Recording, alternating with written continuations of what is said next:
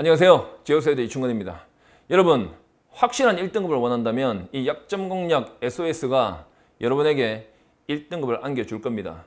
이 책은 전체 119문제로 되어 있고 이 119문제라고 해서 여러분들이 그걸 다 해석하고 풀라는 건 아닙니다.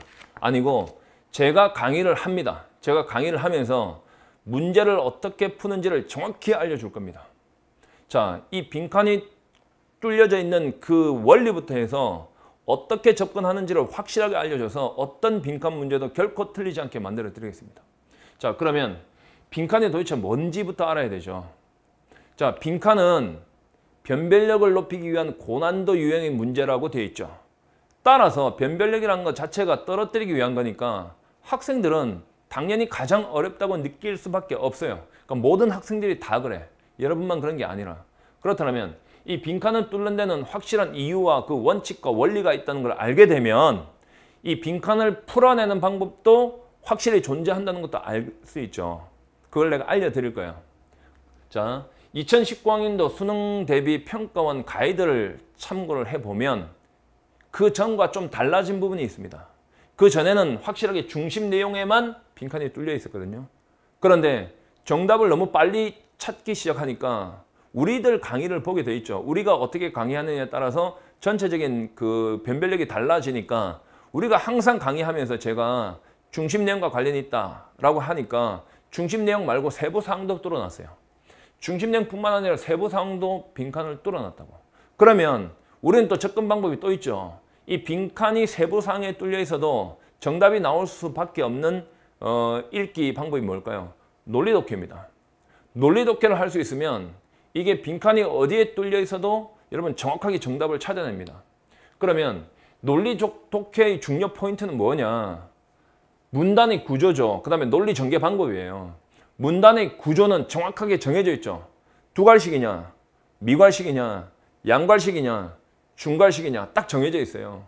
그러면 상위 내용과 하위 내용을 찾아내는 방법을 제가 수업 시간에 설명을 하죠. 그 상위 내용이 포진되어 있는 부분을 보면 이게 두괄식인지 미괄식인지 양괄식인지 알 수 있다고요. 그러니까 일단 문단 구조는 금방 파악이 되고 그 다음에 논리 전개 방식도 예시, 대조, 추가, 인과, 환원 뿐만 아니라 내가 통념이면 반박이다 라고 설명을 했고요.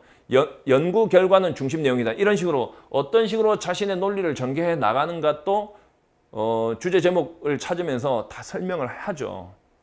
자, 그러면 최근 이걸 어떻게 이 문제를 도대체 어떻게 만들었나? 최근 5개년 동안의 평가원 또는 교육청 문제를 중점으로 해서 빈칸 유형 전문학을 다 분석하게 했어요. 그 많은 거를. 그래서 외부 전문가들도 초빙을 하고 우리 회사의 전문가들도 전부 다 투입되고 저도 달라붙었어요. 붙어서 이걸 확실하게 분석을 했단 말이에요. 그러니까 빈칸의 위치와 그다음에 출제 의도와 해결책까지 다 만들어냈어요. 그러면 제일 중요한 게 뭘까요? 해결책이겠죠. 우리는 수험생이니까. 그러니까 그걸 보니까 2단원 8개의 개념으로 최종 압축이 되더라고요. 별로 오래 걸리지도 않습니다. 그러면 어떻게 돼 있나? 2단원이 뭔가? 첫 번째 단원은 필자는 중요한 내용을 반복하거나 풀어서 말한다의 결론이 났어요. 두 번째는 문단 전개 방식을 알면 정답이 딱 보이게 되어 있습니다. 그러면 중요한 내용을 반복하거나 풀어서 말한다에서 챕터 1 첫 번째는 빈칸이 첫 문장에 있으면 끝부분을 보고 끝 문장에 있으면 첫 부분을 봐라. 즉 양괄식 구조다. 또는 restatement, 재진술에 집중해라. 거기에 딱 걸려들고 두 번째는 필자는 중요한 내용을 반복하거나 풀어서 말한다라는 부분도 딱 걸려들었어요. 세 번째는 구체적 예시는 강력한 힌트입니다. 그러니까 예시를 보고 중심 내용을 또 추론하는 방법. 비유만큼 친절한 설명도 없습니다. 예를 들어서 제우스는 뭐 토끼처럼 소심하다. 그러면 토끼를 보고 제우스가 소심하다는 걸 잡아내는 거예요. 이런 식으로 비유해서 4가지가 딱 걸려들었어요. 요거 먼저 잡아내는 문제를 설명을 합니다. 저는 딱 문제만 풀어내는 문제 풀면서 독해하는 방법 그것만 딱 알려드릴 겁니다. 그러면 그 방법대로 따라오면 돼요. 두 번째는 문단 전개 방식을 알면 정답이 보인다. 대조를 통한 흐름 전환. 중간에 갑자기 대조 장치가 딱 나오면은 뒷부분을 봐야 되죠. 그 다음에 원인이 있다면 반드시 결과가 있죠. 인과관계를 포인트를 놓치면 절대 안 됩니다. 세 번째는 필자는 스스로 질문하고 스스로 대답합니다. 문답법 기억나십니까? 그 다음에 연구조사나 주제의 결과에 주목해라. 연구 결과. 이것들은 제가 수업 시간에 이야기한 것들이죠. 그렇지만 이것들에 맞춘 문제들을 개별적으로 뽑아서 집중 훈련을 하게 되면 여러분들은 훨씬 더 숙달도가 높아지죠. 그래서 절대 안 틀립니다. 이런 문제는. 자, 믿고 따른 제자들에게 배신한 게 준 적 없다라고 제가 이야기했죠. 자, 왜 그러면 작년에는 이렇게 하지 않았나?